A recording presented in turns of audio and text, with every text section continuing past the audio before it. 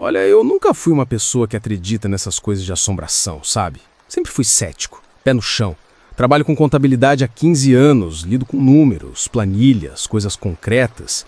Mas o que aconteceu comigo naquela fazenda, cara, mudou completamente a minha forma de ver o mundo. Tudo começou numa quinta-feira normal de março. Eu estava no escritório terminando de fechar uns relatórios quando o telefone tocou. Era um advogado de uma cidade do interior de Minas Gerais que eu nem sabia que existia, Pedra Branca. O nome dele era Dr. Mendonça e a voz dele, nossa, parecia que ele estava com pressa de terminar logo aquela conversa. Senhor Carlos, ele disse, estou ligando sobre uma herança. O senhor conhecia Sebastião Rodrigues da Silva? Sebastião... Demorei uns segundos para processar. Era o irmão mais novo do meu avô, que a família toda chamava de Tio Bastião. Cara, eu devia ter uns 7, 8 anos quando vi ele pela última vez. Lembro vagamente de um homem alto, magro, meio calado que apareceu num Natal lá em casa e depois nunca mais voltou.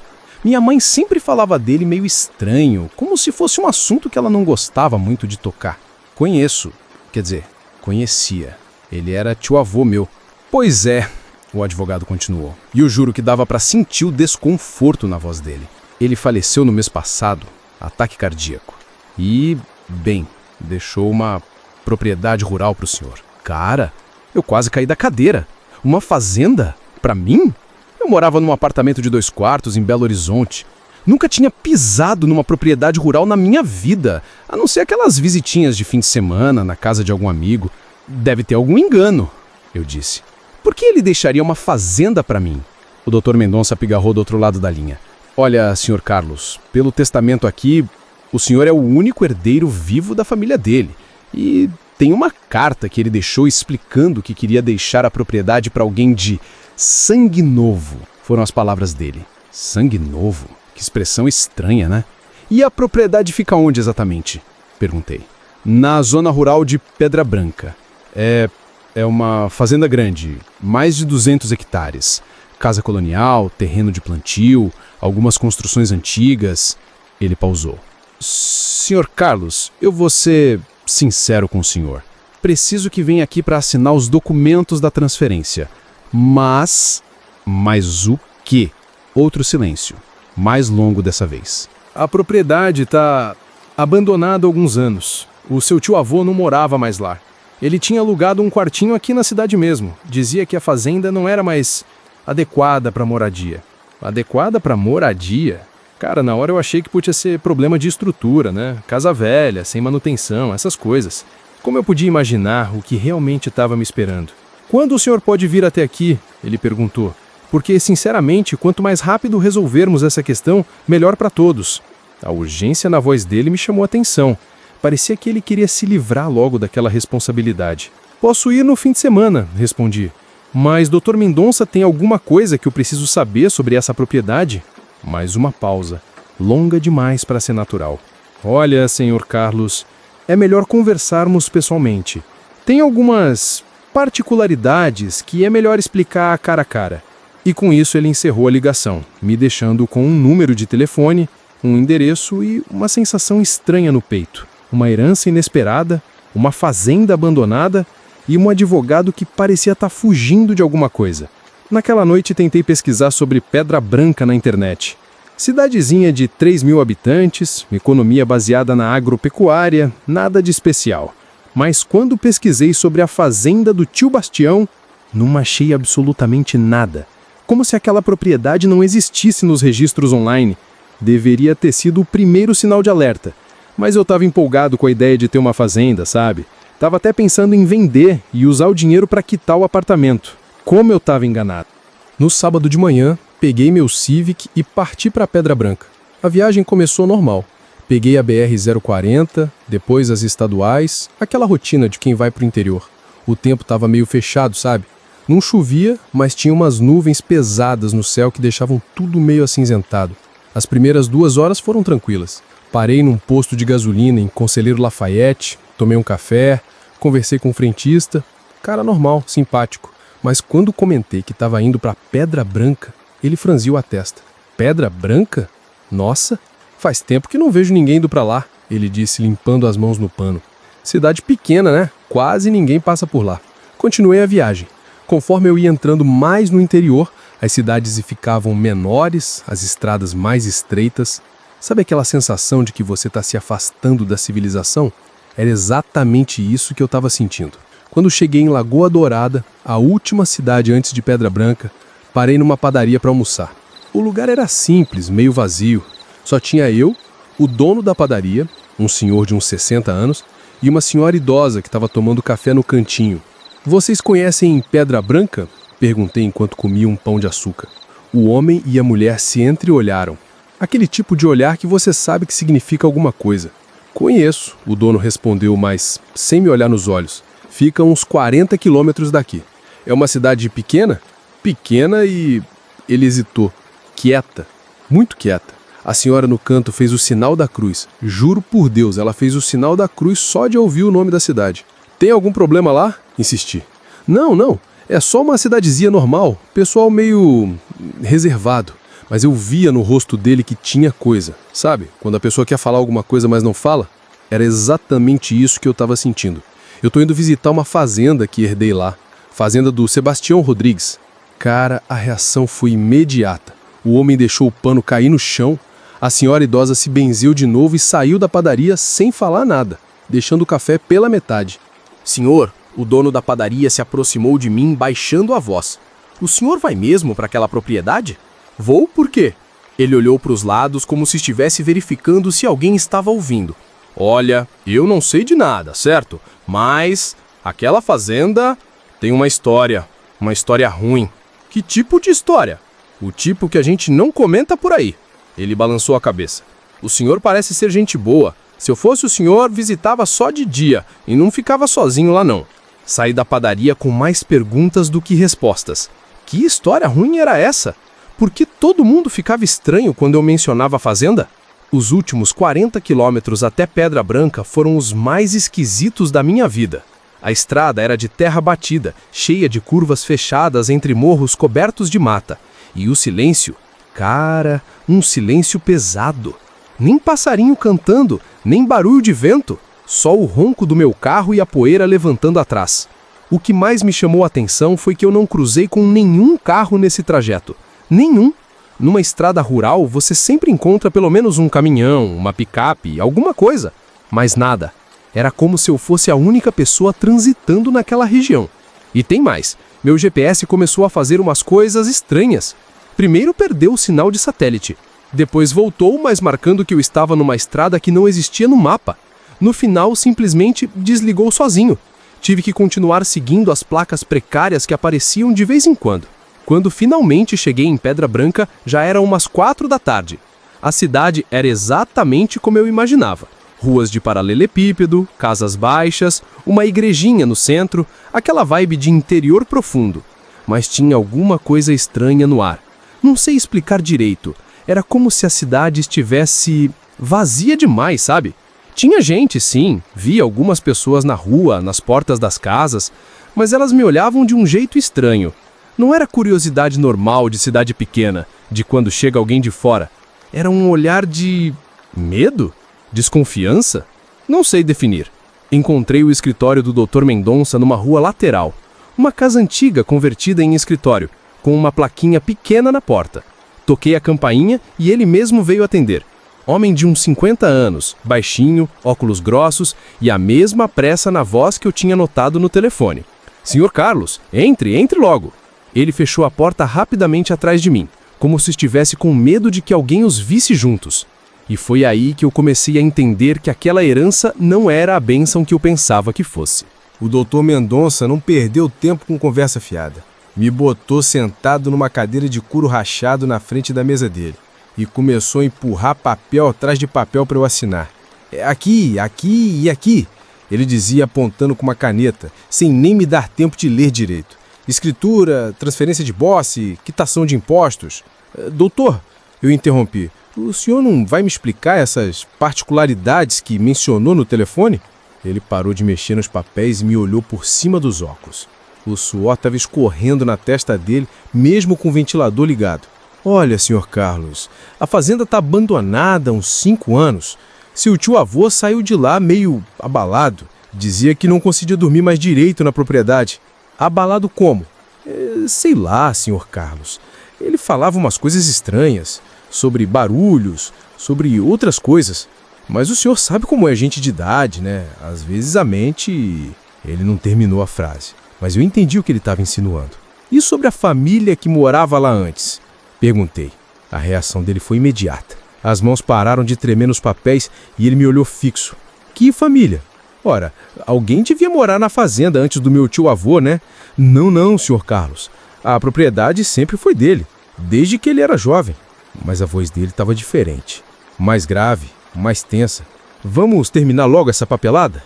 Assinei tudo, recebi as chaves, 2 chaves antigas de ferro, pesadas, que tinham um cheiro estranho de ferrugem misturado com algo que eu não conseguia identificar.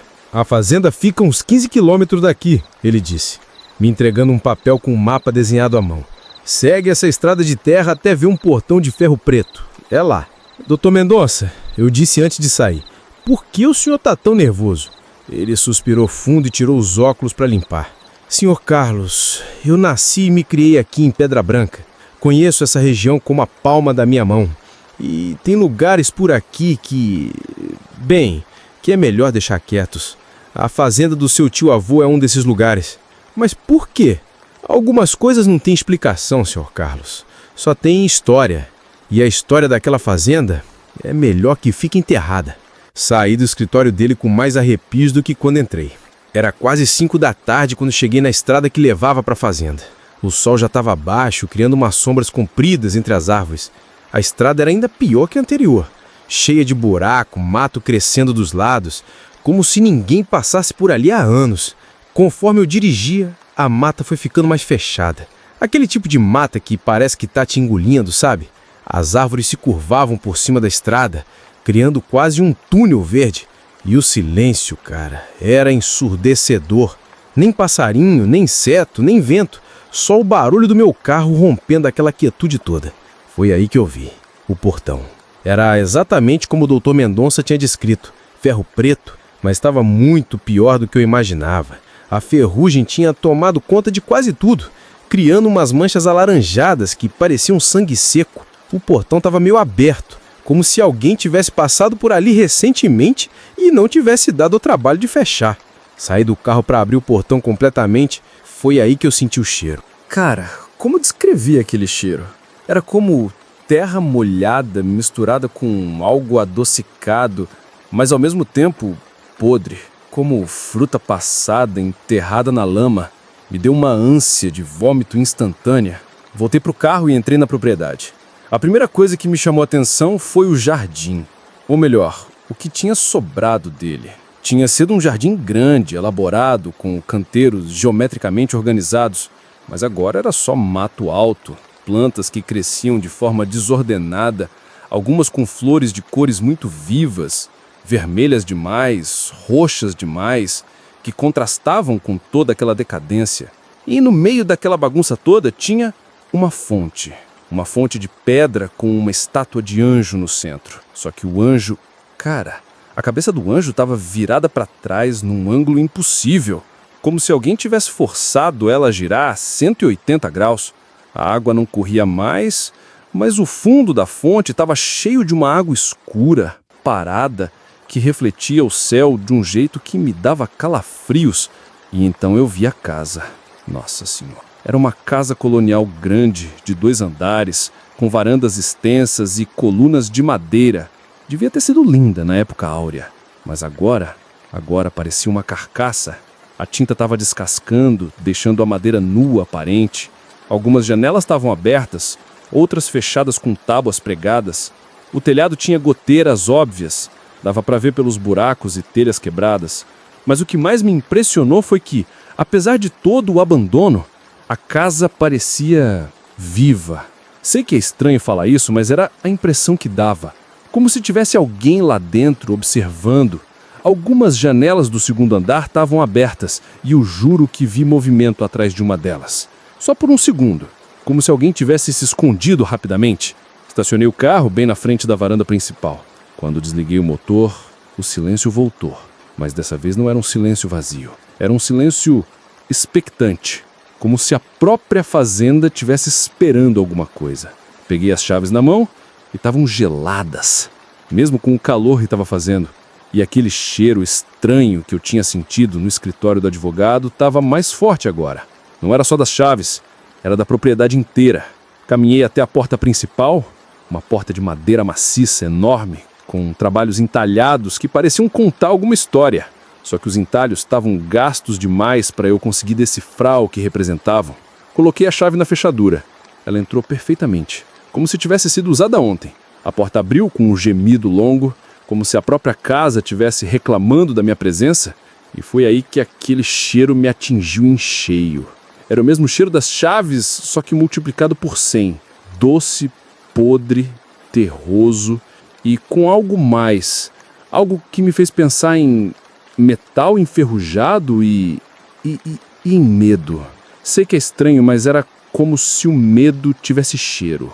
Hesitei na soleira da porta. Todas as células do meu corpo estavam gritando para eu voltar para o carro, dar ré e sair dali o mais rápido possível, mas eu sou teimoso e curioso.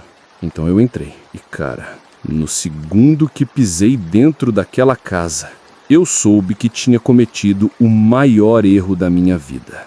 O primeiro cômodo era um hall de entrada enorme, com o pé direito altíssimo, que fazia eco de todos os meus passos. O chão era de tábuas largas de madeira que gemiam sob meus pés, criando uma sinfonia perturbadora a cada movimento. As paredes eram cobertas por um papel de parede antigo, florido, que estava descascando em vários pontos, pendurando em tiras, como pele morta. Mas o que mais me chamou a atenção foram os móveis. Eles estavam todos lá, cobertos por lençóis brancos que já tinham amarelado com o tempo. Parecia um museu abandonado, ou uma casa que os moradores tinham saído correndo e coberto tudo às pressas antes de fugir. Levantei um dos lençóis. Era uma poltrona de couro, ainda em bom estado. Tinha até uma impressão no assento, como se alguém tivesse se levantado dela há poucos minutos. Quando tirei completamente o lençol, uma nuvem de poeira subiu, mas misturada com aquele cheiro estranho que eu já tinha sentido lá fora. Avancei para a sala principal. Cara, era uma sala grandiosa. Lareira de pedra, estantes de livros do chão ao teto, sofás e poltronas dispostos em semicírculo. Tudo coberto pelos lençóis amarelados. Mas o que me deixou gelado foram as paredes. Estava cheio de fotografias, dezenas delas, em molduras antigas de prata e madeira. Fotos de família, pelo que parecia. Homens de bigode, mulheres de vestidos longos, crianças com roupas engomadas, todas em preto e branco, obviamente antigas. Algumas tinham uns 50, 60 anos, outras pareciam mais recentes, dos anos 80, talvez 90. O estranho é que, em todas as fotos mais recentes, as pessoas tinham a mesma expressão. Não era tristeza, não era raiva, era vazio, olhos fundos, rosto sem vida, como se estivessem olhando para algo terrível que só eles podiam ver. E tinha uma foto em particular que me arrepiou todo. Era da família inteira, uns 12 pessoas de idades diferentes. Estavam posando na frente da casa, exatamente onde eu tinha estacionado meu carro. Só que todos, sem exceção, tinham a cabeça ligeiramente inclinada para o lado esquerdo. Todos no mesmo ângulo exato, como se tivessem ouvido algo vindo daquela direção no momento da foto. Olhei pela janela da sala para verificar o que teria naquela direção. Era a plantação, ou melhor, o que sobrou dela. Continuei explorando. A cozinha era enorme, com um fogão a lenha antigo e uma mesa de madeira maciça no centro. Tinha pratos ainda na pia, como se alguém tivesse interrompido o jantar no meio. Os pratos tinham restos de comida ressecada que já viraram pó. Mas a disposição, cara, era como se as pessoas tivessem largado tudo de uma vez e saído correndo. E o mais bizarro, tinha 3 cadeiras viradas para trás na mesa. Não caídas, não bagunçadas, cuidadosamente virados para trás, como se as pessoas tivessem se levantado, girado as cadeiras 180 graus e depois saído. Subi para o segundo andar. A escada de madeira fazia um barulho infernal. Cada degrau soltava um gemido longo que coava pela casa toda. Chegando lá em cima, tinha um corredor comprido com várias portas, todas fechadas, exceto uma no final do corredor que estava entreaberta. Comecei a abrir as portas uma por uma. Quartos, todos mobiliados, todos com as camas feitas, todos com roupas ainda nos armários. Era como se os moradores tivessem simplesmente evaporado, deixando tudo exatamente como estava. Mas em cada quarto tinha uma peculiaridade. No primeiro, todas as gavetas da cômoda estavam puxadas. Não vazias, ainda tinham roupas dentro, só puxadas, todas na mesma medida, como se alguém tivesse procurado algo específico em cada uma delas. No segundo quarto, que parecia ser de uma criança, todos os brinquedos estavam organizados em fileiras perfeitas no chão. Carrinhos, bonecas, blocos de montar, tudo alinhado com uma precisão obsessiva, e todos voltados para a mesma direção, a janela que dava para a plantação. O terceiro quarto era o que mais me incomodou. Era um quarto de casal, com uma cama grande de casal e 2 criados mudos. Mas os 2 travesseiros da cama tinham marcas fundas, como se 2 cabeças tivessem ficado apoiadas ali por muito, muito tempo. E o mais estranho, tinha arranhões na cabeceira da cama, arranhões profundos na madeira, como se alguém tivesse ficado se debatendo ali por horas. Foi quando cheguei no quarto do final do corredor, aquele que estava entreaberto, que as coisas ficaram realmente perturbadoras. Empurrei a porta devagar. Era um escritório. Mesa de madeira, estante de livros, uma poltrona de couro de frente para a janela. Tudo normal até aí. Mas em cima da mesa tinha uma máquina de escrever antiga. E na máquina tinha uma folha de papel. Cheguei mais perto para ler o que estava escrito. A folha estava cheia de uma única frase, repetida centenas de vezes. Eles estão chamando. Eles estão chamando. Eles estão chamando. Eles estão chamando. A frase ocupava a página inteira, sem pontuação, sem espaço, uma colada na outra. E no final da página, com uma letra mais trêmula, estava escrito: "Eu não consigo parar de ouvir." Cara, minha espinha gelou inteira. Peguei a folha para examinar melhor e percebi que o papel ainda estava meio úmido, como se tivesse sido escrito recentemente. Foi aí que eu vi um barulho vindo de baixo, como se alguém tivesse derrubado alguma coisa na cozinha. Fiquei imóvel, ouvindo. Silêncio total por alguns segundos, depois outro barulho. Passos. Passos lentos, caminhando pelo andar de baixo. Meu coração disparou. Desci as escadas o mais silenciosamente possível, tentando não fazer os degraus gemer. Cheguei no hall de entrada e fiquei ouvindo. Nada. Caminhei até a cozinha. Tudo exatamente como eu tinha deixado. Pratos na pia, cadeiras viradas para trás. Nenhum sinal de que alguém tinha estado ali. Mas aí, eu notei uma coisa que não tinha visto antes. Na mesa da cozinha, do lado dos pratos sujos, tinha uma xícara de café. E a xícara estava fumegando. O café estava quente, recém-feito. E eu sabia com absoluta certeza que não tinha ninguém naquela casa quando eu cheguei. Foi nesse momento que percebi que não estava sozinho naquela fazenda. E que talvez nunca tivesse estado. Saí da cozinha praticamente correndo. Aquele café quente tinha quebrado qualquer tentativa de racionalização que eu ainda tinha. Não era vento, não era casa velha fazendo barulho, não era imaginação. Tinha alguém ou alguma coisa naquela casa comigo. Voltei para o escritório no segundo andar, dessa vez com a respiração acelerada. Preciso entender uma coisa. Eu sempre fui cético, mas naquele momento toda a minha descrença estava desmoronando rapidamente. Foi mexendo na mesa do escritório que encontrei a gaveta lateral. Estava trancada, mas a chave estava enfiadinha no buraco da fechadura. Dentro dela tinha um diário de couro marrom, bem gasto, com uma tira amarrada em volta para manter fechado. Na capa, gravado em letras douradas já meio apagadas: propriedade de Joaquim Mendes da Silva, 1998. Joaquim? Esse nome não tinha aparecido na conversa com o Dr. Mendonça. Quem era Joaquim? E por que um diário de 1998 estava na casa do meu tio-avô? Abri na primeira página. A letra era caprichada, de quem tinha estudo. 15 de janeiro de 1998. Finalmente conseguimos comprar a fazenda dos nossos sonhos. Maria está radiante. As crianças não conseguem parar de correr pelos quartos. A propriedade é maior do que imaginávamos. 200 hectares de terra boa, casa colonial linda, até uma plantação já estabelecida. O antigo dono, senhor Sebastião, parecia ansioso para vender. Disse que queria mudar de ares. Estranho, considerando o lugar maravilhoso que é este. Meu tio-avô, ele tinha vendido a fazenda em 1998 e depois comprado de volta. Isso não fazia sentido. Continuei lendo. 20 de janeiro de 1998. Primeira semana na fazenda. Tudo perfeito. As crianças já encontraram seus quartos favoritos, João ficou com o quarto azul, que tem vista para a plantação. Clara escolheu o quarto rosa, que dá para o jardim. Maria está encantada com a cozinha. Diz que é do tamanho que sempre sonhou. Eu mesmo estou impressionado com esse escritório. Tem uma energia boa aqui. Um lugar perfeito para planejar o futuro da fazenda. Pulei algumas páginas. Relatos normais de vida no campo, problemas com o trator, colheita de milho, visita de parentes. Vida comum de uma família feliz no interior. Mas aí, em março, 18 de março de 1998, coisa estranha aconteceu ontem à noite. Maria acordou dizendo que ouviu vozes vindas da plantação. Fui verificar com a lanterna, mas não tinha nada. Deve ter sido vento nas folhas do milho. Ela anda meio nervosa com a mudança. É normal. 25 de março de 1998. De novo as vozes. Dessa vez eu também ouvi. Parecia conversa baixa, como se tivesse gente conversando na plantação no meio da madrugada. Quando fui verificar, nada. Amanhã vou conversar com os vizinhos, ver se tem problema com invasores na região.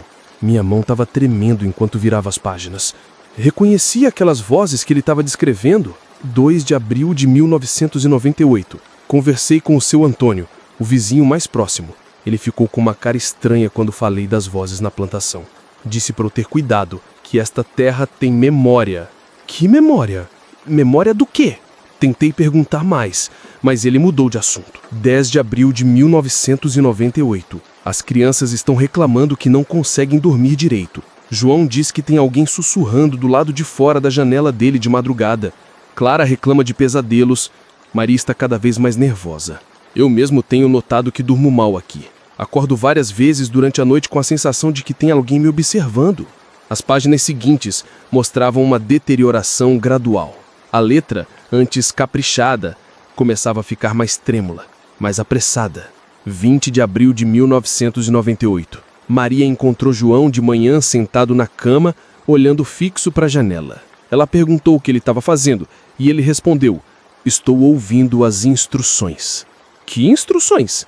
Quando perguntamos, ele não soube explicar. Disse que acordou ouvindo alguém ensinando ele uma coisa, mas não lembrava o que.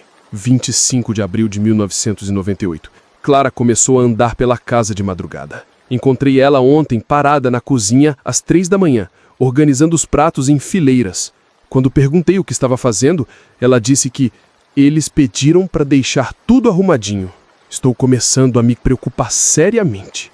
30 de abril de 1998. Maria não está bem. Passou a noite inteira sentada na poltrona da sala, olhando pela janela para a plantação. Quando tentei conversar com ela, ela disse: "Você não ouve? Eles estão chamando. Querem que a gente vá até lá." Chamei o médico da cidade, mas ele disse que pode ser estresse da mudança. Minha respiração estava cada vez mais acelerada. Era como ler a descrição exata do que eu estava sentindo naquela casa. 5 de maio de 1998. Todos nós estamos ouvindo agora. As vozes não param. De dia, de noite, o tempo todo. É como se saíssem da própria terra. Sussurros constantes, chamando nossos nomes, pedindo para irmos até a plantação. João obedeceu ontem. Encontrei ele caminhando em direção ao milharal no meio da madrugada. Quando o trouxe de volta, ele estava com os olhos vidrados e ficou repetindo: "Eles querem mostrar uma coisa para nós. Alguma coisa importante enterrada lá." 10 de maio de 1998. Não conseguimos mais dormir. Nenhum de nós. As vozes ficaram mais altas, mais insistentes. Maria começou a arranhar as paredes do quarto. Clara não para de desenhar a mesma figura. Círculos dentro de círculos. Sempre com algo no centro que ela não consegue definir.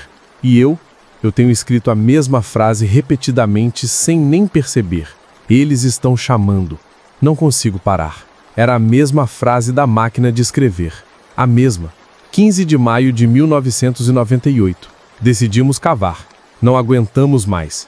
As vozes não param de repetir as coordenadas. 50 passos da casa principal em direção ao nascente. Depois, 30 para o sul. Vamos descobrir o que tem enterrado lá e acabar com isso de uma vez por todas. Virei a página. A letra da próxima entrada estava completamente diferente. Trêmula, desesperada, algumas palavras quase ilegíveis. 16 de maio de 1998. Meu Deus do céu, o que fizemos? O que encontramos lá embaixo não era para ser descoberto nunca. Selamos tudo de volta, mas é tarde demais. Eles acordaram e agora sabem que estamos aqui. Maria não consegue parar de gritar. As crianças não são mais as mesmas.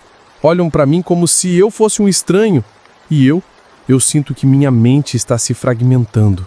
Preciso tirar minha família daqui antes que seja tarde demais. 17 de maio de 1998. Última entrada. Vamos embora agora, no meio da madrugada. Deixar tudo para trás. A casa, os móveis, tudo. Não podemos levar nada que tenha ficado muito tempo nesta terra. Maria fez as malas só com o essencial. As crianças estão diferentes, mais quietas, como se estivessem ouvindo alguma coisa o tempo todo. E então, com uma letra ainda mais trêmula, quem quer que encontre este diário, não procure o que está enterrado, não escave, não escute as vozes. E pelo amor de Deus, não fique aqui quando escurecer. Era a última entrada. Fechei o diário com as mãos tremendo. Olhei pela janela do escritório. O sol estava se pondo. Em pouco tempo, seria noite. E eu estava sozinho naquela fazenda, começando a ouvir os mesmos sussurros que tinham enlouquecido uma família inteira 27 anos atrás. Depois de ler aquele diário, minha primeira reação foi correr para o carro e sair dali o mais rápido possível. Juro que cheguei a descer as escadas, atravessar a sala, chegar até a porta da frente. Mas aí parei.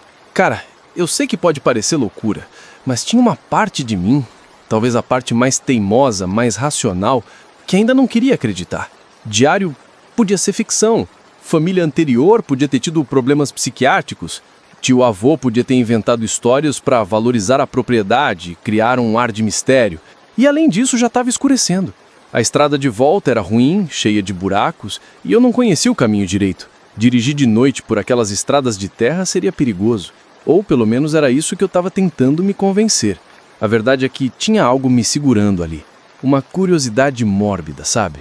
Como quando você passa por um acidente na estrada e não consegue evitar olhar, mesmo sabendo que não deveria. Decidi ficar.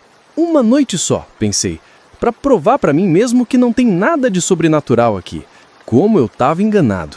Voltei para a cozinha e tentei improvisar um jantar com umas coisas que tinha trazido no carro, sanduíche, refrigerante, besteira.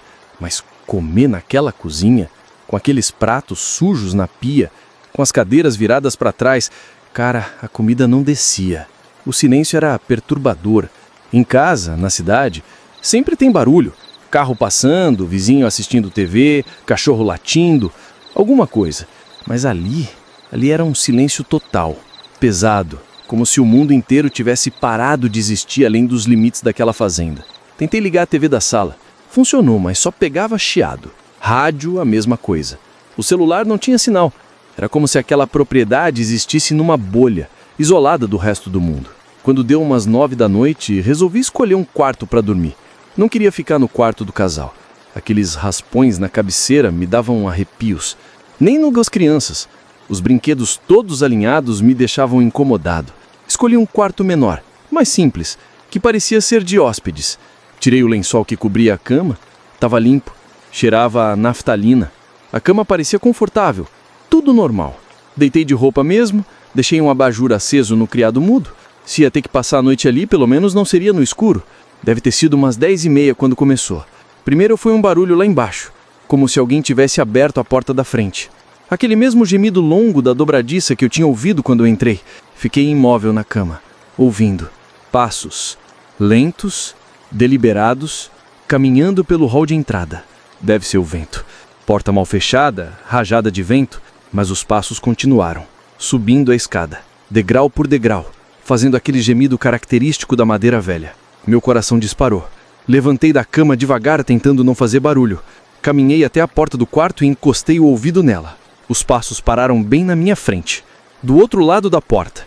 Fiquei paralisado. Segundos que pareceram horas. Então ouvi. Você veio. Uma voz baixa, rouca, como se viesse de muito longe, mas claramente do outro lado da porta. Estávamos esperando. Uma segunda voz, feminina dessa vez, com um tom alegre. como se estivesse recebendo uma visita. Há tanto tempo! Uma terceira voz, de criança. Cara, eu tava suando frio, encostado naquela porta, tentando não fazer o menor ruído. As vozes continuaram. Ele pode nos ajudar, como os outros ajudaram. A família, eles entenderam. No final, todos entendem. E então silêncio. Fiquei ali parado não sei por quanto tempo. Minutos. Talvez 1 hora. Sem ouvir nada além da minha própria respiração acelerada. Finalmente criei coragem para abrir a porta. O corredor estava vazio. Escuro, mas vazio. Nenhum sinal de que alguém tivesse estado ali. Voltei para a cama, mas não consegui dormir. Fiquei deitado, olhando para o teto, tentando racionalizar o que tinha ouvido. Alucinação auditiva? Estresse? Sugestão depois de ler aquele diário? Deve ter sido meia-noite quando ouvi o segundo barulho. Vinha de baixo de novo, mas não eram passos dessa vez. Era como arrastar, como se alguém estivesse arrastando algo pesado pelo chão da sala. Arraste, pausa. Arraste, pausa. O barulho se aproximava da escada, e então começou a subir. Arraste, um degrau. Arraste, outro degrau. Era lento, trabalhoso, como se fosse muito difícil subir aquela escada arrastando qualquer coisa que fosse. Dessa vez não fui até a porta. Fiquei na cama, puxando o cobertor até o queixo como uma criança assustada. O barulho parou no corredor, bem na frente do meu quarto, de novo. E então ouvi a maçaneta girando, devagar, muito devagar, como se alguém estivesse tentando não fazer barulho. A porta começou a abrir. Fechei os olhos com força, fingindo dormir. Sei que é idiota, mas era tudo que eu conseguia fazer naquele momento. Senti uma presença entrando no quarto. Não ouvi passos, não ouvi respiração, mas senti, como você sente quando alguém está te observando. A presença ficou parada do lado da cama por muito tempo, e então ouvi um sussurro bem no meu ouvido. Você precisa ver o que está enterrado. Abri os olhos de sopetão. Não tinha ninguém no quarto. A porta estava fechada. A maçaneta na posição normal, tudo exatamente como antes. Mas no criado mudo, ao lado do abajur, tinha alguma coisa que não estava lá antes. Uma pá, velha, enferrujada, com terra ainda grudada na lâmina. Levantei da cama tremendo, peguei a pá nas mãos. Era real, pesada, fria, com o cabo de madeira gasto pelo uso. Olhei pela janela do quarto. Lá embaixo, no jardim, conseguia ver movimento entre as plantas. Sombra se movendo entre os arbustos, indo em direção à plantação. E eu juro, cara, eu juro, que ouvi meu próprio nome sendo chamado, vindo de lá de fora. Múltiplas vozes, todas chamando. Carlos! Carlos! Venha, Carlos! Foi aí que entendi que não era só uma questão de ficar ou não ficar na fazenda. Eles não iam me deixar ir embora. Não dormi mais naquela noite. Fiquei sentado na cama, segurando aquela pá, olhando pela janela, vendo as sombras se moverem lá embaixo no jardim. Quando finalmente amanheceu, foi como se um peso tivesse saído do ar. As sombras sumiram, os sussurros pararam e voltou aquele silêncio pesado de sempre. Mas a pá continuava ali, real, sólida, impossível de ignorar. Desci para a cozinha com ela na mão. Precisava de café, precisava pensar. Foi aí que notei uma coisa que me gelou. A xícara que estava fumegando na noite anterior tinha sumido. Não estava mais na mesa, como se alguém tivesse bebido e lavado. Olhei ao redor da cozinha, procurando por outras mudanças. Foi aí que vi a porta. Uma porta que eu tinha certeza de que não estava ali ontem. Ou melhor, que eu não tinha notado ontem. Era uma porta pequena, de madeira escura, meio escondida atrás da despensa. Tinha uma corrente grossa com cadeado, mas o cadeado estava aberto, pendurado na corrente. Aproximei devagar. A porta tinha arranhões, muitos arranhões, como se alguém, ou várias pessoas, tivessem tentado sair dali desesperadamente, arranhando a madeira com as unhas. Puxei a corrente. Ela caiu no chão com um barulho metálico que ecoou pela cozinha toda. Abri a porta. Era a entrada para um porão.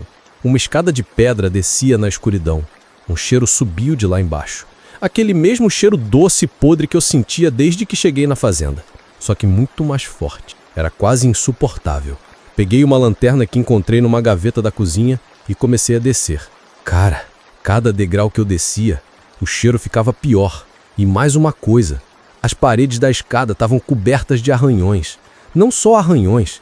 Tinha palavras escritas. Palavras gravadas na pedra com as unhas, com facas, com qualquer coisa pontiaguda que alguém tivesse encontrado.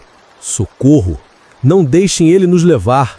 Maria, se você estiver lendo isso, fuja! e uma frase que me fez parar no meio da escada. Carlos, não desça.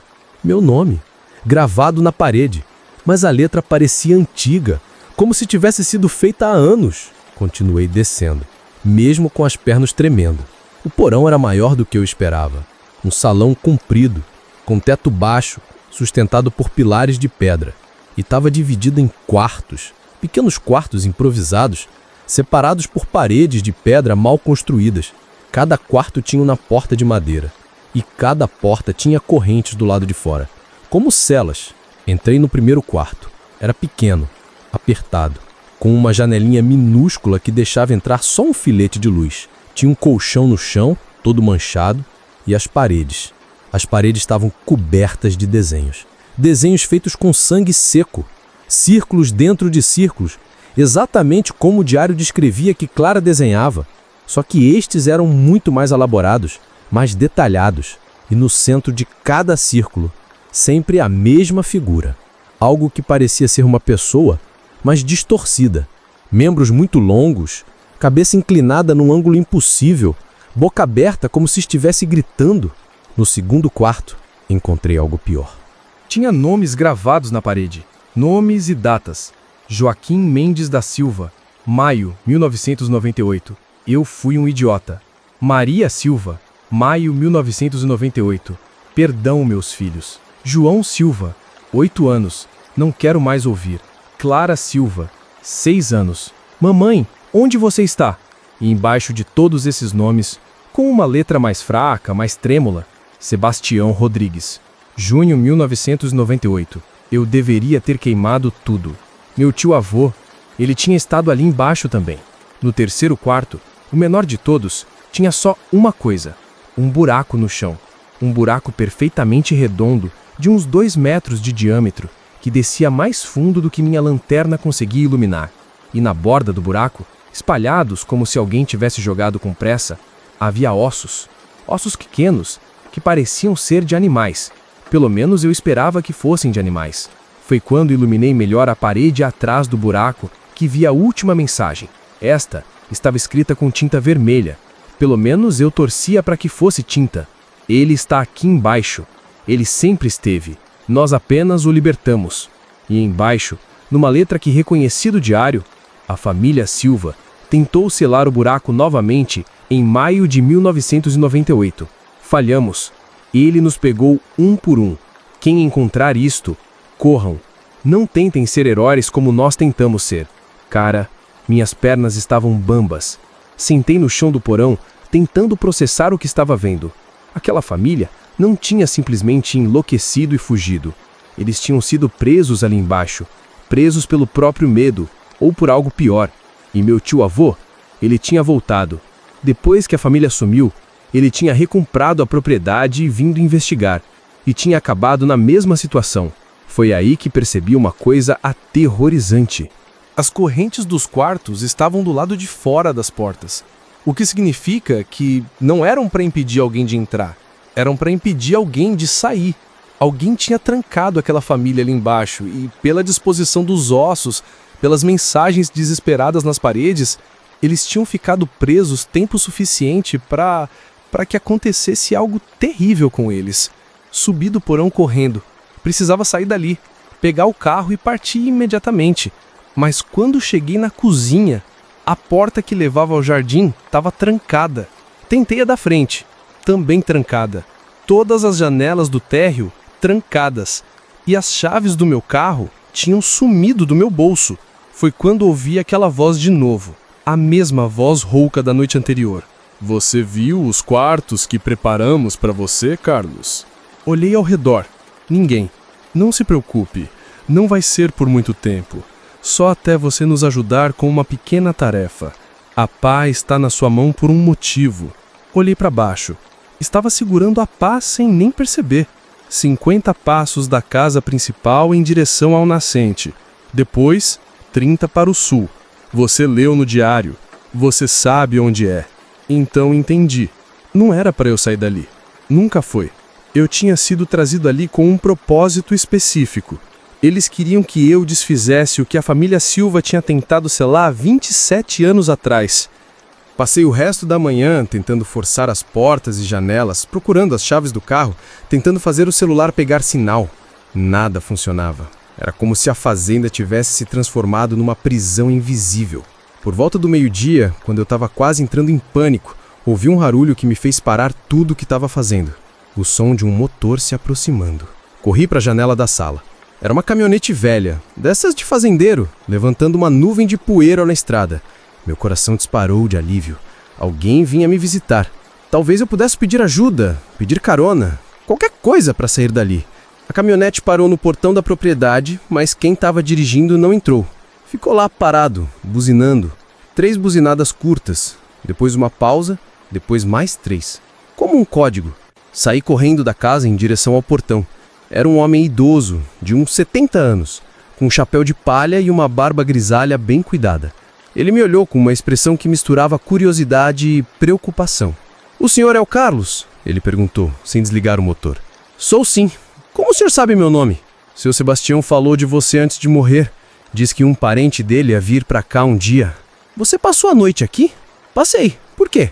O homem balançou a cabeça como se eu tivesse cometido um erro terrível. "Meu nome é Antônio. Sou o vizinho mais próximo. Moro uns 5 quilômetros daqui. Vim aqui porque ouvi os barulhos ontem à noite." "Que barulhos?" Seu Antônio me olhou como se fosse óbvio. "Os mesmos barulhos que a gente ouvia quando a família Silva morava aqui. Os mesmos que ouvia quando o seu Sebastião tentava morar aqui. Gritos, lamentações e aquele som." "Que som?" "O som de alguém cavando." Minha espinha gelou. A pá na minha mão pareceu ficar mais pesada. "Seu Antônio", disse eu, tentando manter a voz calma, "o senhor pode me dar uma carona até a cidade? Meu carro está com problema." Ele olhou por cima do meu ombro para casa. "Suas chaves sumiram, não foi?" ele perguntou. "E você não consegue abrir as portas." Como ele sabia?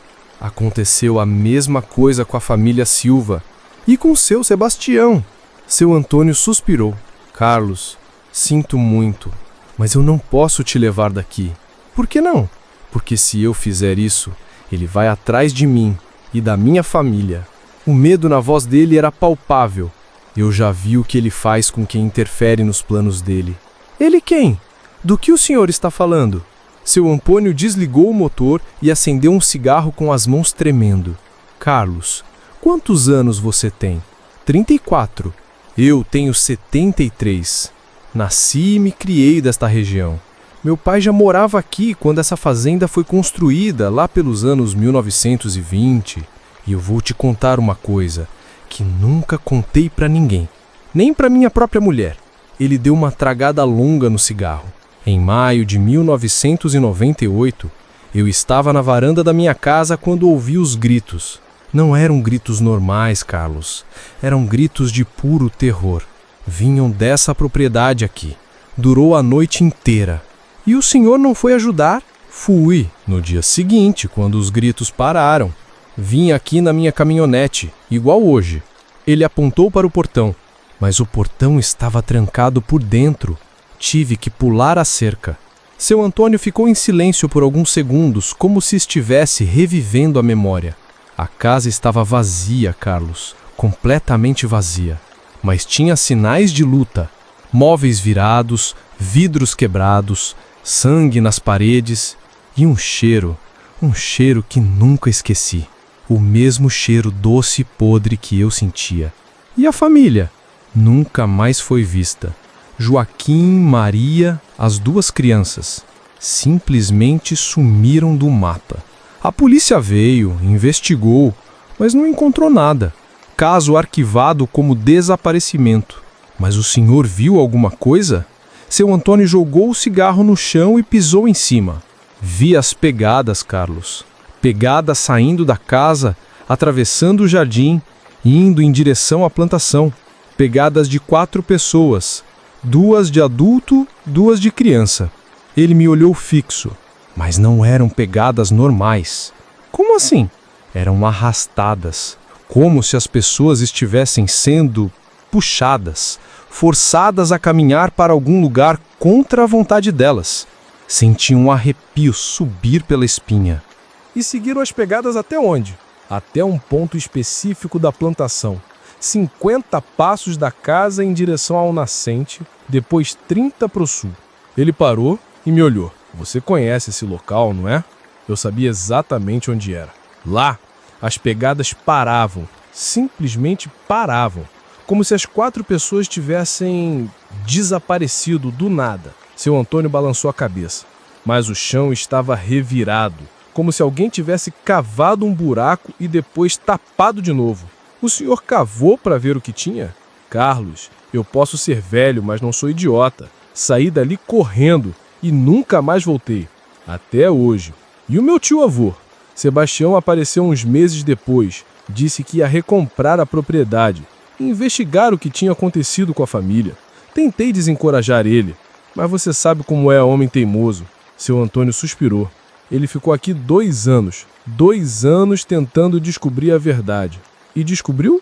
Descobriu muita coisa. Demais, talvez. O velho me olhou com uma expressão triste. Sebastião cavou naquele local, Carlos. Cavou fundo e encontrou alguma coisa. O quê? Ele nunca me disse exatamente o quê. Só disse que era algo que não deveria ter sido libertado. Depois disso, ele mudou. Ficou paranoico, falava sozinho, não dormia direito. Até que uma noite... Uma noite o quê? Uma noite eu ouvi os mesmos gritos de 1998. Vim aqui no dia seguinte e encontrei Sebastião na varanda, sentado numa cadeira, olhando fixo para a plantação. Quando tentei falar com ele, ele me disse: Antônio, eu selei ele de volta, mas não vai durar para sempre. Uma hora ele vai precisar de alguém novo para libertar ele de novo. Minha boca ficou seca. Então, Sebastião saiu da fazenda naquele mesmo dia. Nunca mais voltou. Foi morar na cidade, naquele quartinho que o Dr. Mendonça deve ter te falado. Mas ele me visitava às vezes, sempre me repetindo a mesma coisa. Quando eu morrer, ele vai chamar alguém da família. Alguém jovem, forte, com sangue novo. E aí vai começar tudo de novo. Seu Antônio ligou o motor da caminhonete. Carlos, eu vim aqui não para te levar embora. Vim para te avisar. O que quer que esteja enterrado naquela plantação, ele está acordado de novo.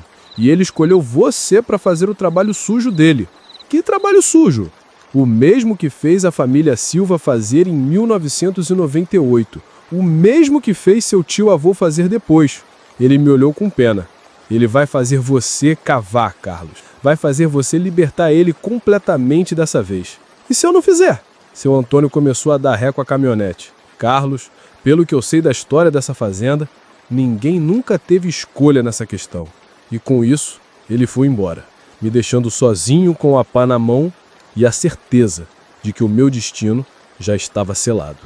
Depois que seu Antônio foi embora, fiquei parado ali no portão, segurando aquela pá, olhando para a plantação ao longe. Era meio-dia, sol a pino, calor escaldante, mas eu sentia frio na espinha. As palavras dele ecoavam na minha cabeça. 50 passos da casa em direção ao nascente, depois 30 para o sul. Eu sabia exatamente onde era. Tinha lido no diário. E agora sabia que não era coincidência. Voltei para dentro da casa, tentando mais uma vez forçar as portas, quebrar uma janela, qualquer coisa. Mas era inútil. As portas pareciam soldadas no lugar. E as janelas... Cara, quando tentei quebrar o vidro com uma cadeira, a cadeira se despedaçou. O vidro nem arranhão teve. Sentei na poltrona da sala, aquela mesmo onde Maria Silva tinha passado a noite olhando para a plantação, e foi aí que comecei a entender o que ela sentia. A plantação estava me chamando. Não era um som audível, era mais como uma atração, como um imã invisível puxando minha mente naquela direção. Quanto mais eu tentava não pensar no local, mais ele ocupava meus pensamentos. Lá pelas 2 da tarde não aguentei mais. Peguei a pá e saí da casa. O jardim abandonado estava diferente da noite anterior. As plantas pareciam mais verdes, mais vivas. As flores, aquelas cores excessivamente vivas, brilhavam sob o sol como se tivessem luz própria. E a fonte? A fonte estava funcionando. A água corria cristalina, fazendo um som suave e relaxante. Mas o anjo no centro continuava com a cabeça virada para trás naquele ângulo impossível. E agora eu podia ver que não era só a cabeça. O corpo inteiro do anjo estava contorcido. como se tivesse sido quebrado e recolocado no lugar errado propositalmente. Caminhei em direção à plantação. Com cada passo que eu dava, aquele cheiro doce e podre ficava mais forte, mas ao mesmo tempo mais convidativo, como se meu cérebro estivesse sendo reprogramado para interpretar aquele cheiro como algo bom. A plantação era muito maior do que parecia da casa. Fileiras e fileiras de plantas que eu não conseguia identificar. Não era milho, não era soja, não era nada que eu conhecia. As plantas eram altas, com folhas largas e escuras, e algumas tinham frutos que pareciam errados, muito redondos, muito vermelhos, pendurados em galhos de um jeito que não parecia natural. Comecei a contar os passos. 1, 2, 3, em direção ao nascente. O sol estava na posição certa para eu me orientar. Conforme caminhava entre as fileiras de plantas, percebi que havia um caminho. Não um caminho feito pelo homem, mas um caminho natural, onde as plantas não cresciam, como se elas evitassem propositalmente aquela área específica. 10, 15, 20 passos. Foi aí que comecei a ouvir sussurros vindos das próprias plantas. Não palavras distintas, mas um murmúrio constante, como se centenas de vozes estivessem conversando baixinho ao meu redor. E o estranho é que quanto mais eu ouvia, mais familiares as vozes ficavam. 30, 35, 40. Uma das vozes se destacou das outras. Era a voz de uma criança. Papai, por que a gente tem que vir aqui? E a resposta numa voz de homem adulto. Porque eles estão pedindo, João. Não podemos desobedecer. Era a família Silva. Eu estava ouvindo conversas da família Silva. 45, 46, 47. Mamãe, eu estou com medo. Uma voz de menina. Eu também estou, Clara, mas vai passar logo. 50 passos. Virei para o sul. O caminho continuava, mas agora as plantas dos dois lados estavam diferentes. Mais altas, mais densas, se curvando por cima do caminho como se estivessem tentando me esconder de alguma coisa, ou esconder alguma coisa de mim. 5, 10, 15 passos para o sul. As vozes ficaram mais altas, mais claras. Agora eu conseguia distinguir várias conversas acontecendo ao mesmo tempo. Joaquim, você tem certeza de que isso é necessário? Não tenho certeza de nada, Maria, mas não conseguimos parar. É como se não fosse mais nossa escolha. Papai, minhas mãos estão se movendo sozinhas. As minhas também, filho, as minhas também. 20, 25, 28. E então uma voz que me fez parar completamente. Carlos, você finalmente chegou! Era meu tio-avô, a voz inconfundível dele que eu lembrava vagamente da infância. Sebastião! Sussurrei, olhando ao redor. Estou aqui, Carlos. Estamos todos aqui. Olhei para as plantas ao meu redor. Em cada folha, em cada galho, eu podia ver rostos. Rostos humanos formados pelos padrões naturais da vegetação. Homens, mulheres, crianças, todos me olhando com expressões de súplica. Você precisa nos libertar, Carlos, disse a voz do meu tio-avô. Nós tentamos selar ele de volta, mas não conseguimos. Ele nos prendeu aqui. Nossa consciência, nossa alma. Estamos presos nesta plantação há anos. 30 passos. Cheguei ao local. Era uma clareira pequena, perfeitamente circular, no meio da plantação. O chão estava diferente do resto, mais escuro, como se fosse feito de terra queimada. E no centro da clareira havia uma área onde a terra estava obviamente remexida, recentemente.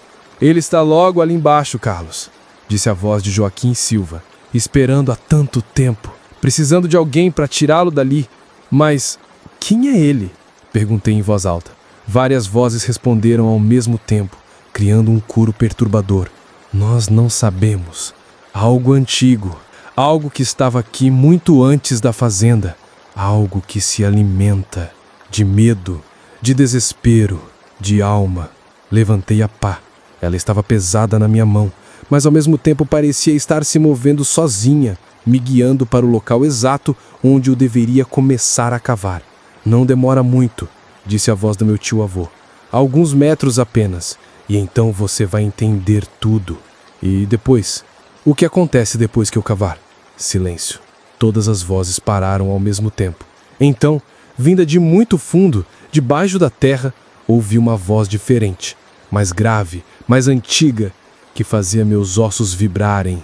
Depois, Carlos, você vai me ajudar a sair daqui, e em troca, eu vou te mostrar coisas que nenhum ser humano jamais viu. E se eu me recusar? Uma risada que vinha de todas as plantas ao meu redor, de todas as vozes dos mortos. Olhe ao seu redor, Carlos. Você acha que alguém aqui teve escolha? Olhei para as faces das folhas, todas com a mesma expressão de desespero, todas presas, conscientes, sofrendo há anos. E foi aí que eu entendi que não importava o que eu decidisse. Minha mão começou a se mover sozinha, erguendo a pá. A escavação havia começado. Parei. Consegui parar. Não sei como, mas no último segundo antes da pá tocar a terra, consegui resistir ao controle que estava tomando o meu corpo. Deixei a pá cair e saí correndo da clareira como um louco. As vozes atrás de mim gritaram em coro, um som desesperado, quase como se estivessem sendo torturados. Carlos, volte! Não nos abandone! Você é a nossa única chance! Mas eu continuei correndo, atravessando a plantação, pisando nas plantas, derrubando o que estava no meu caminho. Só parei quando cheguei na varanda da casa, sem fôlego, com o coração batendo tão forte que eu achava que ia explodir. Entrei na casa e tranquei a porta. Sei que era inútil, se aquela coisa podia mover objetos, fazer chaves sumirem e trancar janelas, uma tranca simples não ia fazer diferença. Mas me deu uma sensação de segurança. Por alguns minutos, houve silêncio total. Nem sussurros, nem barulhos, nem vozes. Era como se a fazenda inteira tivesse desapontada comigo. Foi aí que me lembrei de uma coisa. No escritório do segundo andar, eu tinha visto uma escada estreita de madeira que subia para o que devia ser um sótão. Na época, eu não tinha subido porque estava focado no diário, mas agora eu precisava de respostas. Se ia morrer naquela fazenda, pelo menos queria entender por quê. Subi no escritório, a escada estava ali, meio escondida atrás de uma estante de livros. Os degraus eram estreitos e gemiam muito, como se não fossem usados há anos. Cada passo ecoava pela casa toda. O sótão era pequeno, com um teto baixo e inclinado. Tinha algumas janelas pequenas que deixavam entrar uma luz dourada do fim de tarde. O chão estava coberto de poeira e teias de aranha, mas havia pegadas recentes. Alguém tinha estado ali não muito tempo atrás. Havia caixas empilhadas, baús antigos e mais papéis. Muito mais papéis. Diários, cartas, documentos, tudo espalhado como se alguém tivesse procurado alguma coisa com pressa. Peguei o primeiro papel que vi. Era uma carta escrita numa caligrafia antiga, 15 de setembro de 1923. Meu caro irmão, a construção da casa está quase terminada. Escolhi este local porque, como você sabe, a terra aqui tem propriedades especiais. O índio velho que nos vendeu as informações não mentiu. Há realmente algo enterrado aqui que data de séculos antes da colonização. Peguei outro documento. Este parecia ser um contrato de compra de terras, datado de 1922. O comprador está ciente de que a propriedade foi considerada terra sagrada pelas tribos locais, sendo utilizada para rituais de sepultamento de entidades que não devem despertar. O vendedor se exime de qualquer responsabilidade por eventos sobrenaturais que possam ocorrer na propriedade. Cara, desde o início, desde a construção da fazenda, quem comprou aquela terra sabia que tinha algo enterrado lá. Continuei mexendo nos papéis. Havia um diário muito antigo, de 1924, escrito por alguém chamado Coronel Augusto. A escavação está progredindo bem. Encontramos a câmara que o índio descreveu, aproximadamente 3 metros abaixo do solo. As paredes estão cobertas de símbolos que nenhum de nós consegue decifrar. E no centro há algo que parece um sarcófago, mas feito de um material que não conseguimos identificar. Pedra, metal, é negro como a noite e emite um som baixo, quase imperceptível, como se algo estivesse respirando lá dentro. Decidimos abrir o sarcófago amanhã. Estou ansioso para descobrir que tipo de tesouros nativos enterraram aqui. Minha mão tremeu ao virar a página. 17 de junho de 1924. Deus me perdoe. O que fizemos? O que libertamos? Não era um tesouro. Era uma prisão.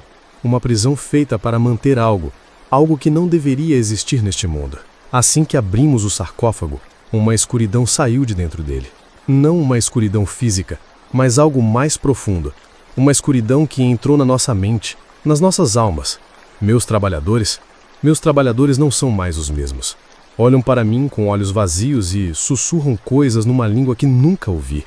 E eu sinto ele dentro da minha cabeça, sussurrando, prometendo coisas, prometendo conhecimentos antigos em troca de serviços. Pulei várias páginas. A letra ia se deteriorando, ficando mais trêmula, mais desesperada. Julho de 1924. Não consegui selá-lo de volta. Ele é forte demais, mas consegui fazer um acordo. Ele ficará quieto, dormindo, desde que eu lhe traga sustento, regularmente. Os trabalhadores da fazenda foram os primeiros. Depois, os vizinhos que vinham nos visitar. Ele não mata exatamente. Ele absorve a essência, a alma, o que quer que torna uma pessoa humana. E os corpos se integram à terra, se tornam parte da plantação. Estou sozinho agora. Todos os outros foram convertidos. E eu sei que sou o próximo. Mas talvez eu possa fazer algo antes disso. Talvez eu possa garantir que ele continue dormindo por um tempo. A última entrada era quase ilegível. Agosto de 1924. Vou me sacrificar ao nascer do sol. Vou me enterrar vivo com ele, usar minha força vital para selá-lo mais uma vez. Talvez isso dure algumas décadas, talvez um século, se eu tiver sorte. Para quem encontrar estes documentos, a criatura desperta a cada 25, 30 anos e ela precisa de energia humana fresca para se manter forte. Se ninguém vier até ela voluntariamente, ela começará a chamar. Famílias inteiras desaparecerão. Cidades inteiras se for necessário. A única forma de impedi-la é não deixar ninguém escavar. Não deixar ninguém despertá-la completamente. Porque se ela sair daquela câmara, se ela conseguir se mover livremente pela superfície, a frase não estava terminada. Havia algumas manchas na página que pareciam ser sangue. Procurei mais documentos. Havia registros de várias famílias que tinham morado na fazenda ao longo dos anos, todas com o mesmo padrão. Chegavam felizes, viviam bem, por alguns meses, depois começavam os problemas e, finalmente, desaparecimento total. 1924, família do Coronel Silva, desaparecidos. 1951, família Mendonça, desaparecidos. 1978, família Oliveira, desaparecidos. 1998, família Silva, descendentes, desaparecidos. E agora, 2025, 27 anos depois, era a minha vez. Mas havia um último documento na pilha. Uma carta recente, escrita na letra que eu reconhecia do diário. Para Carlos, meu sobrinho neto. Se você está lendo isto, significa que meu tempo acabou e o ciclo está recomeçando. E eu consegui manter a criatura adormecida por 5 anos depois que a família Silva desapareceu. Mas o preço foi alto. Perdi minha sanidade, minha paz, quase minha alma. A criatura está ficando mais forte a cada ciclo. Dessa vez, ela não vai se contentar apenas com uma família. Ela quer liberdade total. E escolheu você não por acaso. Você tem sangue da família original, do Coronel Silva. Isso a torna mais forte. Há apenas uma forma de parar isso de uma vez por todas. Não é selando ela de volta. Isso só adia o problema. É destruindo a câmara, completamente. Queimando tudo. A casa, a plantação, tudo que teve contato com ela. No porão, atrás do terceiro quarto, há um depósito de gasolina e explosivos que deixei escondidos. Use-os. Queime tudo. Mesmo que isso signifique queimar você junto. É a única forma de libertar as almas presas e impedir que outras famílias sofram o mesmo destino. Perdão por colocar esse fardo em você, mas não havia mais ninguém. Sebastião. Deixei a carta cair. Lá embaixo ouvi a porta da frente se abrindo. Passos lentos subindo a escada. Múltiplos passos, como se várias pessoas estivessem vindo me buscar. Olhei pela janela do sótão. O sol estava se pondo. A noite estava chegando, e dessa vez eles não iam aceitar um não como resposta. Os passos pararam no corredor do segundo andar, bem na frente da entrada do sótão. Fiquei imóvel, tentando não fazer o menor ruído, mas sabia que era inútil. Eles sabiam onde eu estava, sempre souberam. Foi quando ouvi um barulho diferente, um clique metálico, como se alguém tivesse ligado algum equipamento eletrônico. Olhei ao redor do sótão procurando a fonte do som. No canto mais escuro, meio escondido atrás de uma pilha de caixas, havia um aparelho que eu não tinha notado antes. Um gravador antigo, desses de fita cassete dos anos 80. A fita estava rodando. Aproximei devagar. O gravador estava ligado, mas não estava reproduzindo nada. Estava gravando. O contador mostrava que já gravava há quase 4 horas. Havia uma etiqueta colada na lateral do aparelho. Último registro. Caso algo dê errado. Reconheci a letra. Era do meu tio-avô. Apertei o botão de play. A voz dele saiu dos alto-falantes, mas não era a voz que eu lembrava da infância. Era uma voz cansada, derrotada, trêmula. Se alguém está ouvindo isto, provavelmente sou eu mesmo, Carlos, meu sobrinho neto. Ou talvez seja alguém da próxima geração, daqui a mais 20 ou 30 anos. Pausa. Ruído de papel sendo mexido. Hoje é 15 de março de 2025. Sei que vou morrer em breve. O coração já não aguenta mais a pressão. 5 anos tentando manter aquela coisa adormecida me custaram quase toda a minha força vital. Estou gravando isto porque preciso deixar registrado o que realmente aconteceu. Não apenas com a família Silva, em 1998, mas comigo, durante estes últimos 5 anos. A voz dele ficou mais fraca. Depois que a família desapareceu, eu voltei para a fazenda. Não por curiosidade, Carlos, por obrigação. Eu sabia o que tinha acontecido porque minha família sempre soube. Nós não compramos aquela terra em 1922 por acaso. Nós fomos chamados para lá. O coronel Augusto Silva era meu bisavô, e ele não morreu em 1924 como os registros indicam. Ele se tornou outra coisa. O primeiro guardião, o primeiro a fazer um pacto com a criatura. Meu sangue gelou. Família Silva. Eu era descendente direto de quem tinha liberado aquela coisa originalmente. Durante 100 anos, nossa família manteve a criatura alimentada. Não por maldade, Carlos, mas porque não tinha escolha. A cada geração, alguém tinha que assumir o papel de guardião. Era o preço por ter liberado algo que deveria permanecer selado. Eu pensei que podia quebrar o ciclo. Em 1998, quando percebi que a família Silva estava sendo preparada para ser o próximo alimento, tentei intervir, mas era tarde demais. Eles já estavam sendo controlados. Ouvi um som abafado, como se ele estivesse chorando. Eu vi, Carlos. Vi quando eles foram arrastados para a plantação. Vi quando foram forçados a cavar a própria cova. E vi quando a criatura, quando ela os absorveu, um por um. Primeiro as crianças, depois os pais. Mas eles não morreram, Carlos. Eles se tornaram parte dela. Suas consciências, suas memórias, seus medos, tudo foi absorvido e integrado à entidade. É por isso que você pode ouvi-los nas plantas.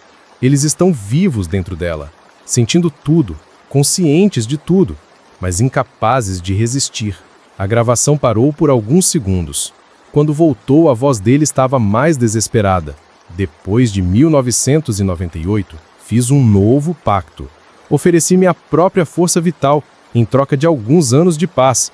Mantive a criatura adormecida, drenando minha energia, ano após ano.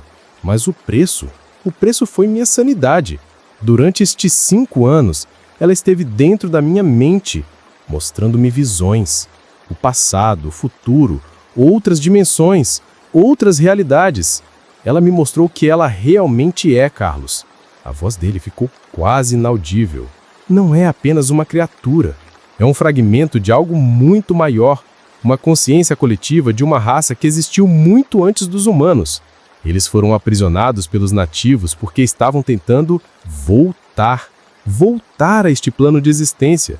E nossa família, nossa maldita família, deu a ela exatamente o que precisava.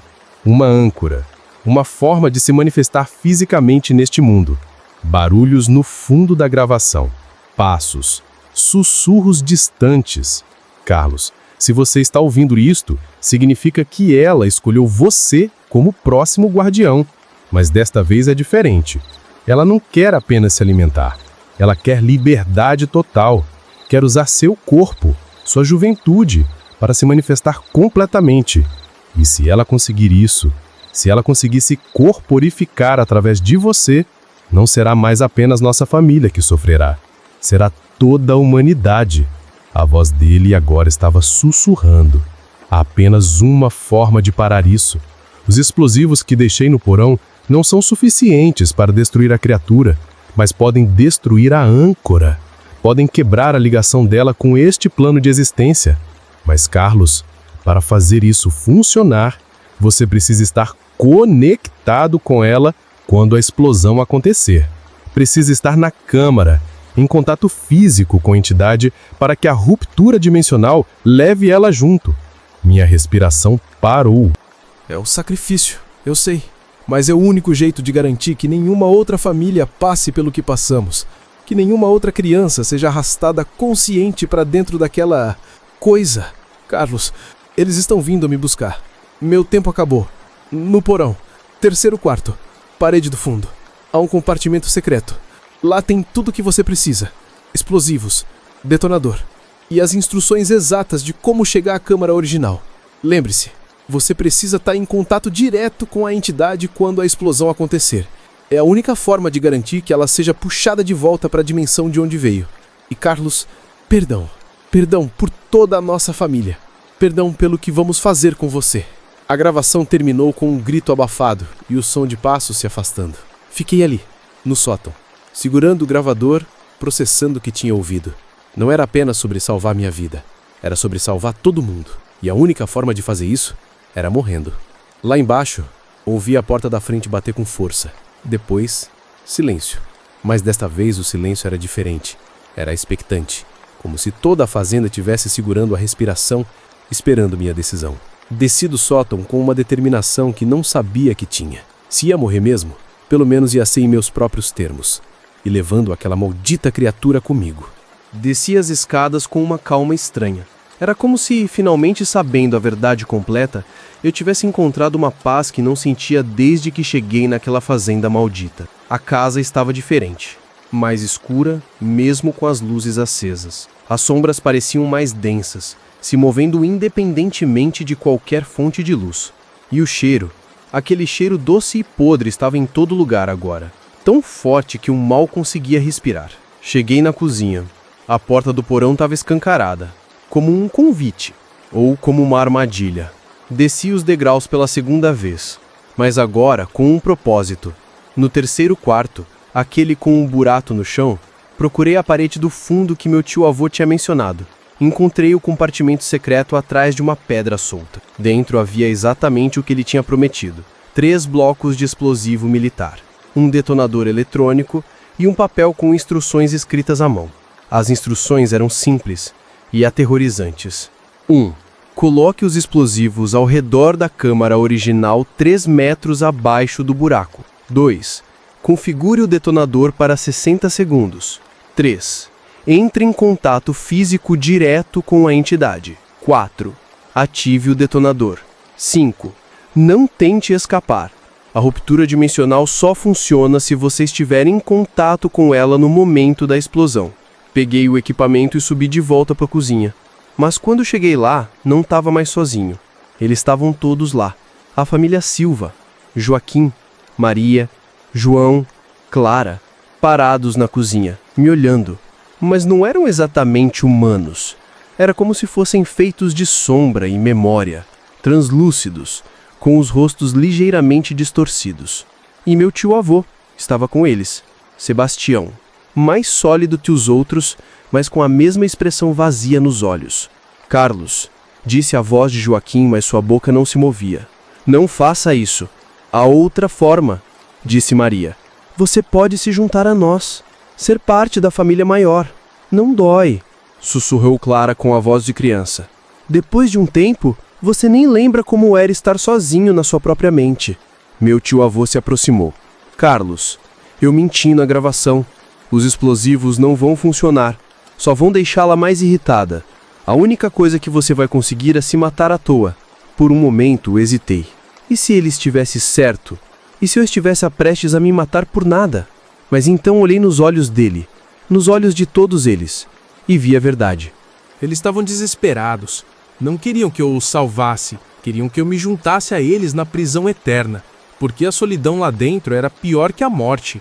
Desculpa, eu disse em voz alta. Mas não vou desistir. Saí correndo da cozinha. Eles não tentaram me parar fisicamente. Não podiam. Mas suas vozes me seguiram. Carlos, não! Você vai nos condenar à solidão eterna! Pelo menos aqui temos uns aos outros! Corri para fora da casa. Atravessei o jardim, entrei na plantação. Era noite fechada agora, mas eu não precisava de luz para encontrar o caminho. Meus pés me levaram automaticamente para a clareira. 50 passos para o nascente, 30 para o sul. A clareira estava viva. O chão pulsava como um coração gigante. A terra remexida no centro brilhava com uma luz esverdeada que vinha de baixo.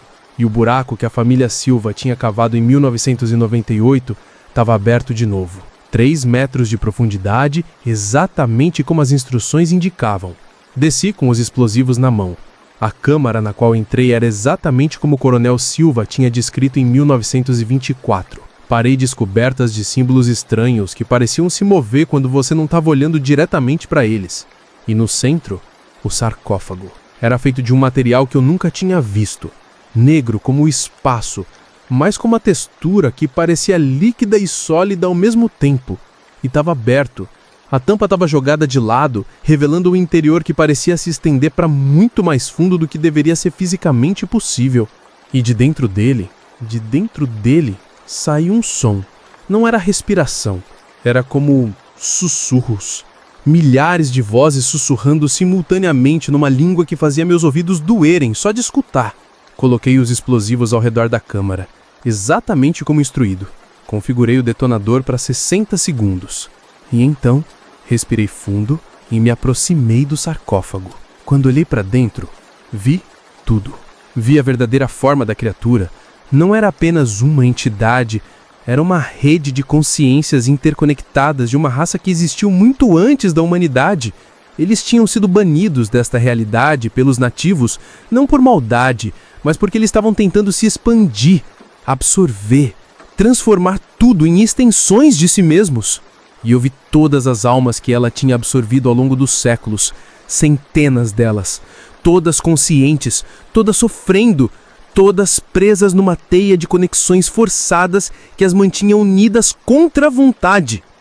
Carlos! Uma voz surgiu do sarcófago. Não era uma voz humana, era o som de centenas de vozes humanas sendo forçadas a falar em uníssono. Finalmente! Você veio, voluntariamente. Não voluntariamente, respondi, segurando o detonador. Vim para acabar com isso. Uma risada que fez toda a câmara tremer. Acabar? Carlos, você não entende. Eu não sou apenas uma criatura. Eu sou evolução. Sou o próximo passo. A humanidade sozinha, isolada em mentes separadas. Isso é primitivo, ineficiente. Posso te mostrar como é ser parte de algo maior, como é nunca estar sozinho, nunca ter que tomar decisões difíceis, nunca sentir medo ou solidão. Por um momento, a oferta foi tentadora. Nunca mais estar sozinho, nunca mais ter que tomar decisões difíceis. Mas então pensei em todas as famílias que tinham sido destroçadas, em todas as crianças que tinham sido arrastadas conscientemente para dentro daquela rede de horror. Obrigado, eu disse, mas prefiro continuar humano. E apertei o botão. 60 segundos. A criatura percebeu imediatamente o que eu tinha feito. O sarcófago começou a brilhar com uma luz cegante e uma força invisível tentou me empurrar para longe. 50 segundos. Lutei contra a força, me agarrando na borda do sarcófago. Senti algo como tentáculos invisíveis tentando entrar na minha mente, prometendo tudo: conhecimento, poder, vida eterna. 40 segundos. Carlos, não destrua a única chance de salvação da humanidade! A voz agora não era mais sedutora. Era desesperada, furiosa. 30 segundos. Senti minha consciência sendo puxada para dentro do sarcófago. Vi flashes de outras realidades, outras dimensões onde aquela raça havia conseguido se expandir. Mundos inteiros transformados em uma só mente coletiva. 20 segundos. Se você fizer isso, todas as almas aqui dentro serão destruídas também. Era a última cartada dela. E por um momento quase funcionou. A ideia de matar todas aquelas pessoas inocentes. 10 segundos. Mas então ouvi uma voz diferente. Fraca, mas claramente humana. Faça isso, Carlos. Por favor, nos liberte. Era João Silva, a criança de 8 anos. Preferimos morrer a continuar assim. Maria Silva. Acabe com isso de uma vez. Joaquim Silva. 5 segundos. Fechei os olhos e me deixei cair dentro do sarcófago. 4 segundos. Senti o contato direto com a criatura. Era como estar sendo eletrificado e congelado ao mesmo tempo. 3 segundos. Minha mente se expandiu instantaneamente, conectando-se com todas as outras consciências presas ali dentro. Por um momento, senti o que elas sentiam há anos: a prisão, o desespero, mas também a esperança de que um dia alguém viesse libertá-las. 2 segundos. Vi minha vida inteira passar diante dos olhos, mas não apenas minha vida, a vida de todos que tinham sido absorvidos. Suas alegrias, seus medos, seus amores, suas perdas. 1 segundo. E então, numa fração de segundo antes da explosão, senti algo que não esperava: gratidão. Todas aquelas almas me agradecendo, não por salvá-las, mas por libertá-las. 0. A explosão não foi apenas física, foi dimensional. Senti a realidade se rasgando ao meu redor, criando uma fissura que sugava a criatura de volta para onde ela tinha vindo. E eu? Bem, eu deveria ter morrido ali, mas estou aqui, contando esta história. Como? Essa é a parte que nunca vou entender completamente. No último segundo, todas as almas, presas dentro da criatura, usaram sua energia coletiva para me empurrar para fora da ruptura dimensional. Elas se sacrificaram para me dar uma segunda chance. Quando acordei, estava no hospital de Pedra Branca. Seu Antônio tinha me encontrado 3 dias depois, desmaiado no meio do que restava da plantação. A fazenda tinha sido completamente destruída, não apenas pelos explosivos, mas pela própria ruptura dimensional. O local onde ficava a propriedade é agora apenas um buraco circular no chão, coberto de uma vegetação completamente normal. Não há mais aquele cheiro doce e podre. Não há mais sussurros. Não há mais vozes. E eu saí de lá diferente. Não só pelo trauma, mas porque carrego comigo as memórias de todas aquelas pessoas. Suas histórias, seus rostos, suas últimas palavras. Elas me deram não apenas a vida, mas também a responsabilidade de contar a história delas. É por isso que estou gravando isto, para que ninguém esqueça o que aconteceu na fazenda do Silva, para que ninguém cometa o mesmo erro da minha família. E também como um aviso, porque às vezes, tarde da noite, quando estou quase dormindo, eu ainda ouço sussurros, bem baixinho, bem distantes, como se alguma coisa, em algum lugar, ainda estivesse tentando encontrar o caminho de volta. E assim, a história de Carlos e da fazenda do Silva chega ao fim. Ou será que não? Ainda existem muitos segredos enterrados. E é aqui que você entra. Se você gosta de mergulhar em lendas que desafiam a realidade, junte-se à nossa legião de seguidores. Clique no botão de inscrever-se e prepare-se para as próximas histórias que vamos desenterrar. Compartilhe este vídeo com um amigo que também adora um bom susto e deixe seu like para nos mostrar que você está conosco nesta jornada. E você é que ouviu cada palavra desta história? Me diga nos comentários, qual o seu maior medo? Que lenda urbana ou história de terror te assombra de verdade?